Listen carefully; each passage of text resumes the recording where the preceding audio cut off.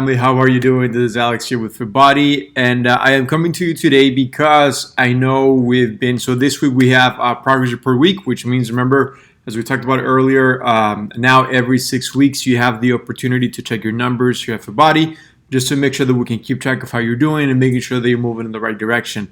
What I wanted to do today is, because I know we've had several of you, a good majority of you, that had been taking action and taking your in-body scan this week. And I wanted to explain to you a little bit further as far as how to read these numbers, ¿ok? Solo para que sepan también, la segunda mitad de este video lo voy a hacer en español, con la intención prácticamente de darles un poquito de información en cómo leer los números de los resultados que hacemos del in-body scan, ya que sabemos que un gran número de ustedes están tomando acciones esta semana y tomando esos números para ver cómo van en general.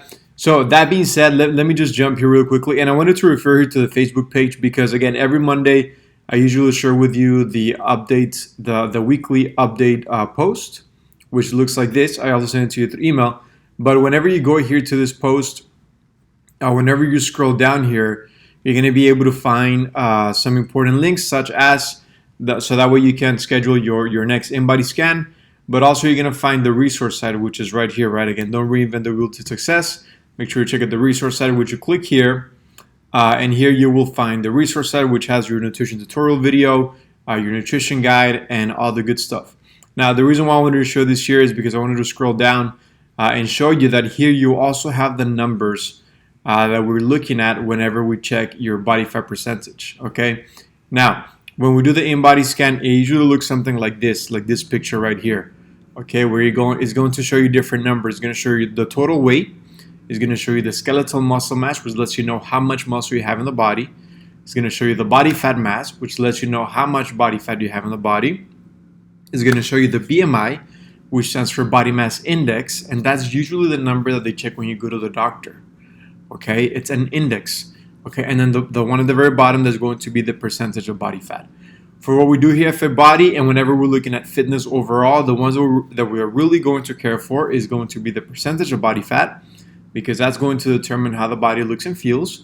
We also want to look at the body fat mass and the skeletal muscle mass. So most importantly, as you're making progress through the weeks, we just want to make sure that you're not losing a significant amount of muscle, that you are losing body fat, and that your percentage of body fat is going down as well.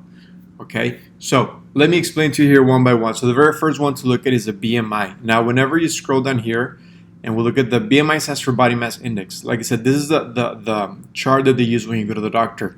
They're going to tell you, like, hey, if you are 5'5", right, you should weigh so much. Okay, so if you notice here on the left-hand side, you have the height, and then you have the weight up here. So again, and well, we'll scroll down a little lower here, and it tells you the categories. So a BMI that's under 18.5, it's considered underweight. A BMI between a 19 to a 25, it's considered a normal weight. A BMI above a 25, considered overweight. And then you see the categories above 30, obesity, and then over 40, extreme obesity, okay?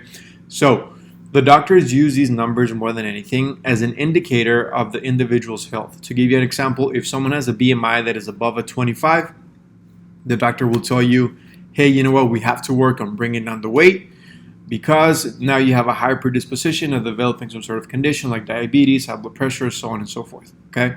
Now, this index only considers your height and your weight. It does not consider body fat, okay? This index will tell you that someone who is 5'5", should on average, you see here the ranges, 20 to 25, should weigh between 120 pounds up to 150 pounds, okay? Now, again, weight consists of a lot of things. Your weight consists of bones, of muscles, of organs, of water, of breakfast, of lunch, right? According to this chart, everybody who's 5'5" should weigh the same. But the reality is that not everyone who's 5'5" should weigh the same. What if you have a person who is 5'5" and they happen to be a bodybuilder, right? They're probably gonna fall under the overweight category, but it's not necessarily a bad thing. It just means that they have a lot of muscle, right? So again, some things to consider when looking at these numbers. Regardless, it's important to know what this number means. This is this one right here. If your BMI is above a 25, recommendation by doctor standard is going to be to lower the weight on the scale. Okay, so just wanted to show you there in regards to BMI. Now, the one that we're really careful and we'll look at is going to be the body fat percentage.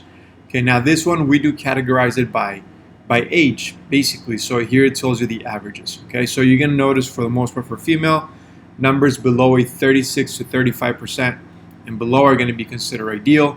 It does range though. If someone is between 18 and 20, then we're looking at lower numbers of recommendation, below a 29%.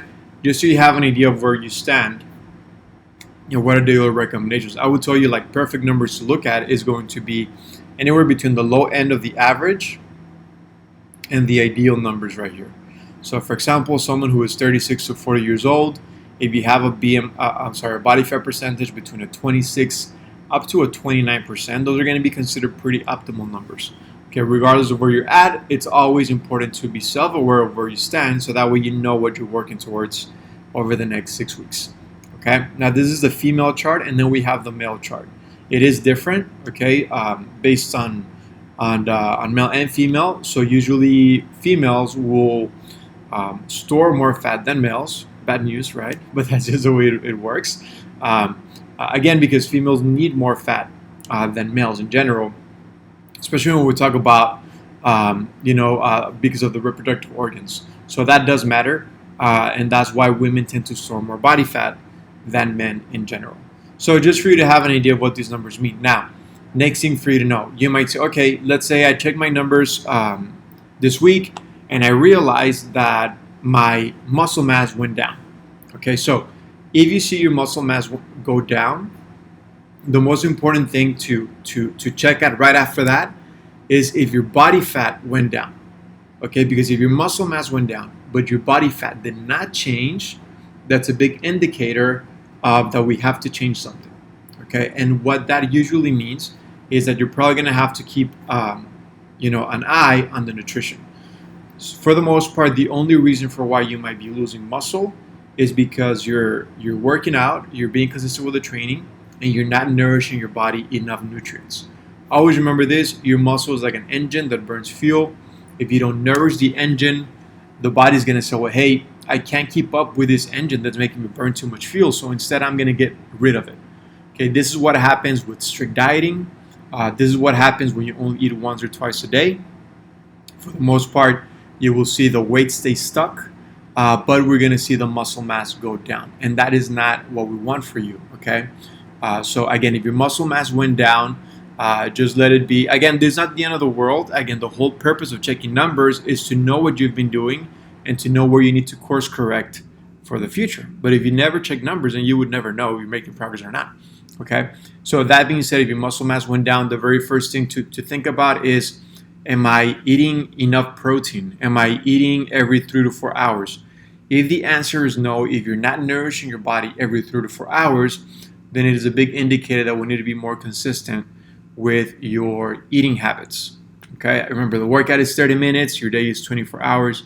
Even if you worked out for 2 hours every day, you still get 22 hours to go. So it only makes sense that a lot of your results will happen with what's happening outside of the training room, and that has to do with your recovery and your nutrition. So just to wrap up on that, if you lost skeletal muscle mass, reassess how your nutrition has been. If you feel that you can still add more nourishment, then definitely something to consider. Now, when we talk about supplementation, that is where the protein powders can come in very efficient, because if you say, hey, you know what, I usually don't have breakfast because I don't have the time in the morning because I'm pretty busy, or I usually, eat at 12 p.m. and I don't eat again until 7 at night. That's a big window of time that you're going without food. So that's where the protein powders come into play to really nourish your body with what it needs for recovery. Now, for some of you who say, you know what, I'm a little bit more advanced. I've been training for a while. I've seen good success over the last months, and I want to make sure that the muscle mass goes up, keeps going up. And you say, okay, I'm already eating at my hours. I'm already eating the protein.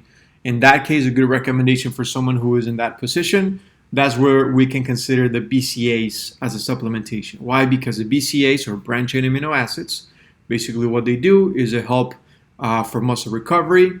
And they help so that your muscles do not break down as you go through the day. Okay. Lastly here, the next one to look at here is the body fat mass. Ultimately, that's the one that we really care for. If we only see the weight go down but not the body fat, then that's a big indicator that, again, Look, I'll tell you this. The truth is that the numbers never lie. Just by looking at numbers, we can already have an idea of what's happening. If the other side of the story says, hey, you know what? I've been working out right. I've been eating right. I've been having my protein. I'm eating in my hours. And the numbers still don't look the way we want them to, then that might call for a deeper look and say, okay, you know what? It might be a good idea to maybe get some blood work done because there might be some deficiencies or something that we have to look at. Okay, so that's in regards to in general, if you're doing everything right and the numbers don't look right. But for the most part, like I said, numbers never lie. We'll probably find out that the main one that most of us struggle with is going to be the nutrition. So if the body fat is not going down, it is an indicator that, one, for sure, we need to be consistent with the training. And if you're not being consistent with the training, at least working out 3 times a week, then it's going to come down to, are we keeping an eye on nutrition? Because again, we can work out all we want, but if we don't take care of the nutrition, then the body fat is going to struggle. But the same goes the other way. You can do a super strict diet and not exercise, and you lose weight, but you're going to end up losing muscle. Okay, the price at the end of the road really is make sure that we can drop the body fat and increase the muscle mass. The type of training that you're doing here at Fit Body is going to help you for that, because this is not just cardio. If it was cardio, we would just have you running on a treadmill, right? Or doing rowing machines or doing, bicycle work. But no, you're doing resistance training. Every time you come in, you're grabbing the weights, you're doing the work for resistance. So that's going to help you make sure that you are working the muscles. But again, the recovery has to be there in order for the muscle to increase and the body fat to go down. Okay, and then lastly here, if the body fat mass is going down, then the percentage of body fat is going down. Because just briefly here, so the percentage of body fat, so this number right here and this number right here are the same. The only difference is that this percentage of your total weight equals that. Okay, so we want to make sure that we see that number going down. So, and as it goes down, you're going to notice a big difference in the body, because remember, the key is not weight loss, the key is fat loss. That's what's really going to help your body, have a visual change and transformation. Okay, so I just wanted to go into those briefly here today, explain to you what those numbers mean, know what action to take. Comment down below if you have any questions, and we'll get in here and answer any questions you might have. Okay. Muy bien, entonces voy a hacer ahora la segunda mitad en español. Como les comentaba, simplemente es para darles un poquito más de información, de saber cómo leer estos números dependiendo de cuáles fueron los resultados que tuvieron ahora que se checan los números de semana. Y nada más para explicarles aquí rápidamente. Entonces aquí vemos los números siguientes. El número de ver arriba, ese es el peso total. Okay. El número que sigue aquí es el skeletal muscle mass, que nos indica cuánto músculo tienen en el cuerpo en libras. Okay. El siguiente número aquí es body fat mass, cuánta grasa tenemos en el cuerpo en libras. El siguiente es el índice de masa corporal. Este número es el que nos checan cuando vamos con el doctor. Okay. Y el número de mero abajo es el porcentaje de grasa. Ahora, estos dos números son diferentes. El índice de masa corporal solamente considera la estatura y el peso. Ese no considera el porcentaje de grasa. Okay. Ahora, es importante saber el BMI, pero para el enfoque que le damos nosotros un poquito más en cuestiones de fitness, sí nos queremos enfocar un poco más en el porcentaje de grasa, porque a final de cuentas ese es el que va a determinar cómo se ve el cuerpo y el progreso que estamos haciendo en general. Okay. Entonces, simplemente para darles una idea, y el primero que les quiero explicar aquí es el Body Mass Index o el BMI. Como ven aquí, esta gráfica nos indica, como pueden ver aquí de este lado, nos dice la estatura y arriba nos dice el peso. Entonces, esta gráfica lo que nos dice es que cuando uno va con el doctor, nos dicen, si tu estatura es tanto, debes de pesar tanto, ¿ok? Y aquí es como lo categoriza. La categoría de abajo de 18.5 si se considera que estamos debajo del peso recomendado, ¿ok? Un BMI o un índice de masa corporal entre 18.5 o 19 y 25 se considera un BMI normal, o que quiere decir que estamos en el peso recomendado basado en nuestra estatura. El siguiente aquí es el sobrepeso. Entonces, cuando el BMI está de un 25 a un 30, se considera sobrepeso. Arriba de un 30 se considera obesidad, y arriba de un 40 se considera obesidad extrema. ¿Okay? Ahora, estas categorías de estos números, cuando uno va con el doctor se lo checan, nos dicen, bueno, si mides tanto, debes de pesar tanto. Como les comento, es un número importante al final de cuentas, porque sí queremos alinearnos con la recomendación, pero el único detalle es que no considera grasa. Para darles un ejemplo, podemos tener una persona que mida 5 pies que es fisicoculturista, levanta muchas pesas, tiene mucho músculo y cuando se checa en el peso les va a decir que tiene sobrepeso. No necesariamente quiere decir que sea algo malo, pero los doctores lo checan porque cuando una persona tiene un BMI arriba de 25, entonces es ahí donde tienen más predisposición a tener algún tipo de condición como diabetes, alta presión, problemas con el corazón, etcétera. ¿Sí? Entonces es importante saber este número porque siempre queremos tratar de alinearnos y que este número esté entre un 20 a un 25. Más sin embargo, el que en realidad nos interesa es el porcentaje de grasa. ¿Okay? Y este es el número de aquí abajo. Este número aquí, hay dos que ven aquí, el de mujer y el de hombre. Ahora, solo para explicarles, estas gráficas están en el resource site, en el link que les comparto todos los lunes por email y por Facebook. ¿Okay? Cuando lo checan aquí van a ver el link que es este de aquí. ¿Okay? Entonces, como les comentaba, este sí lo basado en categoría de por edad. Por ejemplo, la área que ven aquí en gris oscuro se considera la área promedio. La área que está en gris, en un gris un tono más bajo, esa es lo que se considera ideal, y en lo azul se considera arriba de lo promedio. Entonces, como pueden ver, una persona, mujer entre 51 y 55 años, se recomienda estar debajo de un 36% de grasa, mientras que a alguien que tiene menos de 20 años se le recomienda estar debajo de un 29% de grasa. Les diría que el número ideal, un número muy muy bueno, sería estar entre los altos números de ideal y bajos números de promedio. Por ejemplo, una persona de 36 a 40, si se mantiene entre un 28 hasta un 30% de grasa, son números muy buenos. Ahora, sin duda, siempre hay maneras de seguir progresando. Entonces, aunque alguien tenga un porcentaje de grasa de un 27, como quiera, siempre podemos progresar y seguir mejorando. ¿Okay? Y este es el de hombres. Ahora, el de hombres siempre va a ser más bajo que el de las mujeres. Malas noticias, ¿verdad? Sí, pero la realidad es que así es. Los hombres en general tendemos a tener porcentajes de grasa más bajos que las mujeres. ¿Ok? Pero solamente para explicarles. Ahora, ¿cómo leer estos números? ¿Qué si checaron sus números de la semana y se dieron cuenta que perdieron músculo? ¿Ok? Ahora, sin duda, la clave aquí lo que queremos ver es que el músculo suba y que la grasa baje. ¿Sí? Si vieron que el músculo bajó, por lo regular eso sucede por lo siguiente. Porque no estábamos comiendo lo suficiente, o no estábamos consumiendo suficiente proteína, o no hemos estado comiendo a las horas que debemos. Cuando no existe suficiente nutrición al cuerpo, lo primero que hace el cuerpo es va a perder el músculo. Para darles un ejemplo, cuando alguien sigue una dieta muy estricta, van a bajar de peso, pero muchas veces pierden músculo y pierden agua y nos damos cuenta que la grasa en sí no bajó. Y pues eso no tiene punto, porque al final de cuentas cuando ya no hagan esa dieta estricta, pues se van a dar cuenta que van a subir el peso otra vez. Entonces, ¿cómo nos podemos asegurar de mantener el músculo? El comiendo a las horas y el comiendo suficiente proteína. ¿Ok? Porque recuerden esto, el cuerpo no cambia en el entrenamiento, el cuerpo cambia afuera. Aquí solamente lo ponemos sobre un estrés. Cuando salen del entrenamiento es cuando el cuerpo se recupera con la alimentación. Y piénselo de esta manera, el músculo es como si fuera un motor que quema gasolina y que quema calorías. Y si no le estamos dando las calorías necesarias a ese motor, el cuerpo va a decir, bueno, pues ¿cómo quieres que mantenga este motor si no me das los nutrientes que necesito para mantenerlo? Entonces, si no le damos suficiente alimentación, es cuando vamos a perder la masa muscular. Ahora, también les diría, si vieron que la masa muscular bajó, lo primero que hay que hacer después es checar el body fat mass. Porque si el músculo bajó y la grasa no bajó, entonces ahí sí nos indica que hay que ponerle mucha atención a la alimentación. Y si eso sucedió es probablemente porque no están comiendo a las horas. ¿Okay? O están comiendo 1 o 2 veces al día. Pero si comen cada 3 a 4 horas suficiente proteína, se van a dar cuenta que la grasa debe de bajar.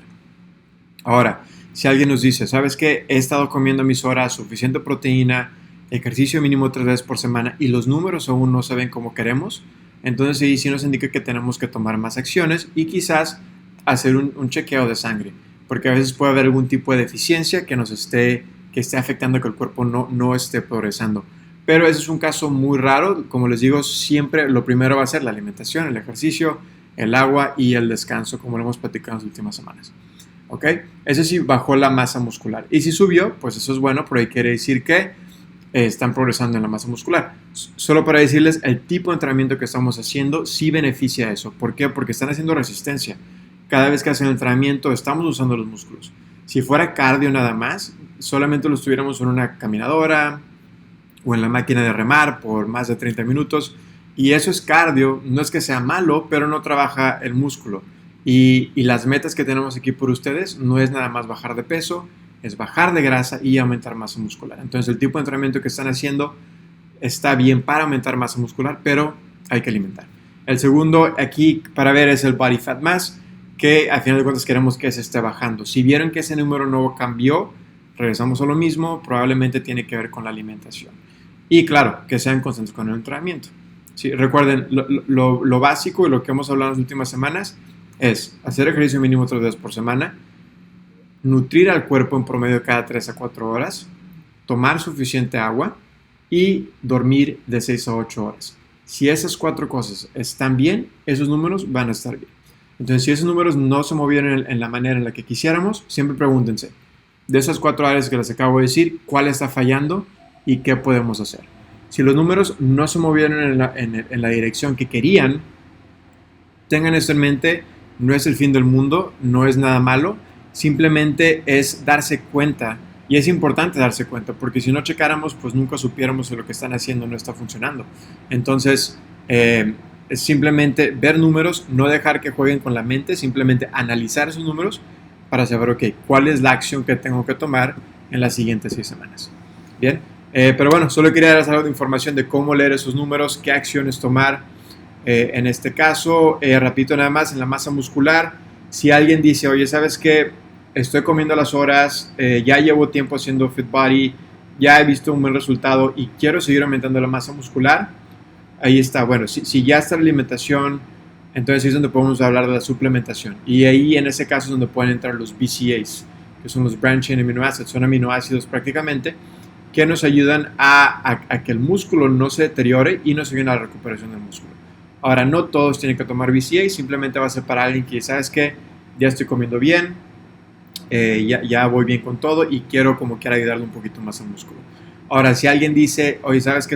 Como 2 veces al día y si mi músculo bajó, entonces ahí es donde como suplemento podemos recomendar la proteína. ¿Por qué? Porque es una manera muy fácil de suplementar una comida, ya sea si no desayunan o si alguien dice, ¿sabes qué? Como a las 12 de la tarde y no ceno hasta las 7, ese periodo es muy grande y ahí vamos a perder músculo, entonces ahí la proteína la podemos agregar entre 3 y 4 de la tarde. Pero bueno, si tienen alguna pregunta, comenten aquí abajo, solo quiero darle un poquito de información de cómo leer estos números. Todavía pueden agendar para hoy en la tarde y mañana, y el próximo va a ser hasta 6 semanas después de hoy, para que sigan checando sus números y asegurarse de que vayan progresando y viendo resultados. ¿Ok? Gracias. Thank you, everyone. We'll see you all soon. Bye-bye.